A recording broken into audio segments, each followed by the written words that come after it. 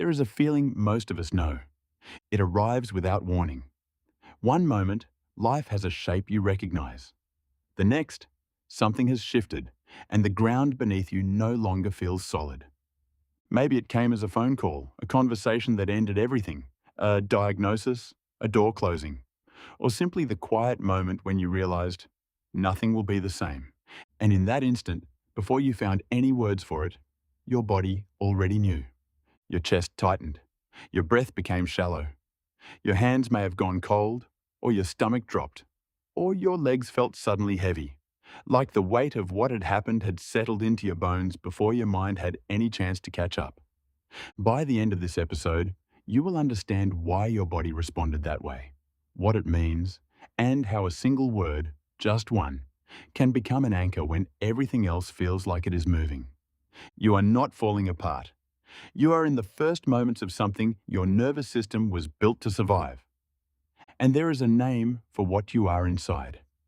It is called a transition. Not the event itself. That is a change. What comes after, what happens inside you when the ground shifts and you do not yet know where to stand, that is a transition. And transitions begin, always, in the body.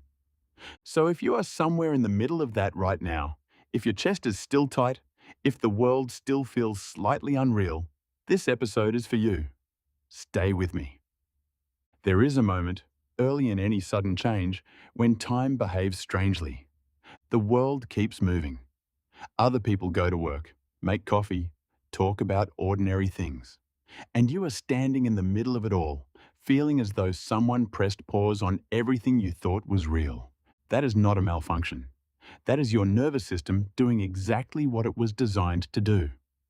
When something overwhelming arrives, a loss, a rupture, an ending, your body activates ancient survival wiring. Your heart rate shifts. Hormones flood your bloodstream. Your attention narrows to the immediate threat. You are not thinking in that moment. You are surviving. And survival, it turns out, does not require your permission.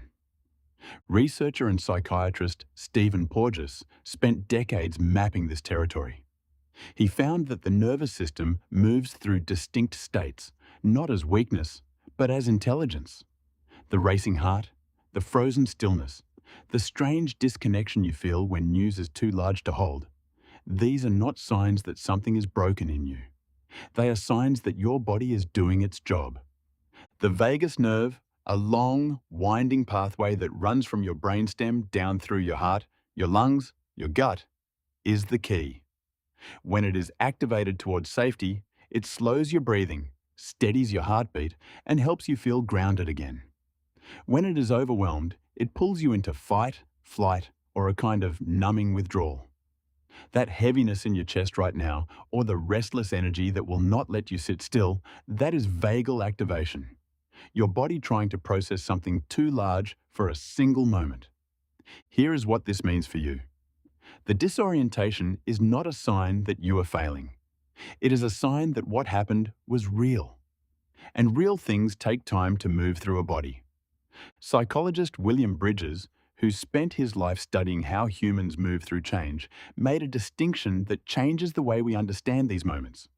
He said that a change is an event, the thing that happens. But a transition is a process, the inner movement that follows. And every transition begins not with a new beginning, but with an ending, a loss, a letting go of the life you thought you were living. That first stage, what Bridges called the ending, is not a problem to solve. It is a threshold to cross. And thresholds, by their nature, require you to stop, to stand at the edge, to feel the weight of what you are leaving before you can move toward anything new. So if you have been waiting to feel better, waiting to feel like yourself again, waiting for the moment when this starts to make sense, I want you to hear this. You are not behind. You are exactly where you are supposed to be. The body does not rush grief, and it does not need to. This practice is called the three-line anchor. It does not ask you to feel better. It does not ask you to see the bright side or to have hope you do not yet have.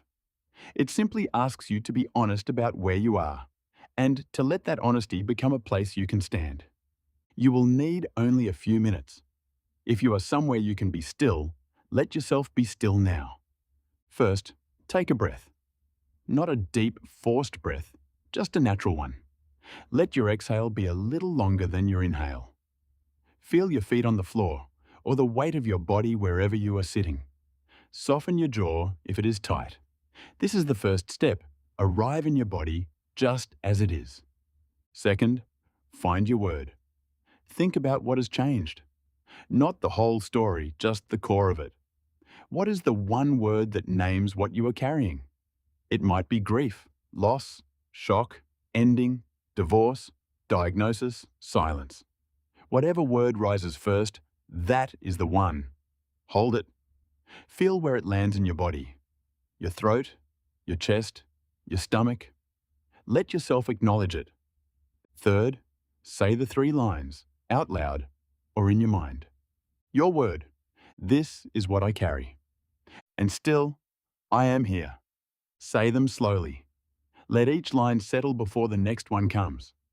You may feel an unexpected release when you say them, or you may feel nothing at all, and that is equally valid. The practice is not about the feeling it produces. It is about the act of acknowledgement. Naming is a form of witnessing, and witnessing is where healing begins. Rest here for a moment, feet on the floor, breath moving, the weight of what you carry, real and held, and yours. You are still here. Somewhere inside this moment, there is a loss worth naming.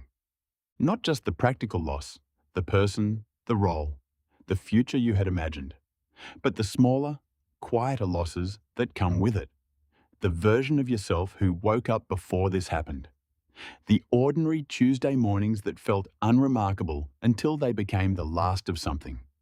The particular comfort of not knowing what you now know. There is no wisdom that erases that, and you do not need to find a reason for it. You do not need to understand it yet.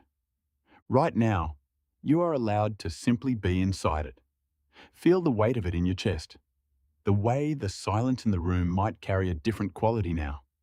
The strange tenderness of a life that has been interrupted. This is what a threshold feels like from the inside. Not dramatic, not cinematic, just this. A quiet heaviness, and you still breathing through it. The grief you feel is proportional to the love, the investment, the life that was real. It does not need to be fixed. It needs to be witnessed. So let yourself witness it now. Breathe in and breathe out. And let the heaviness be here, alongside you, not something to escape, but something to acknowledge. You are in the beginning of something you did not choose, and you are still here. The Roman philosopher Seneca wrote, "Every new beginning comes from some other beginning's end."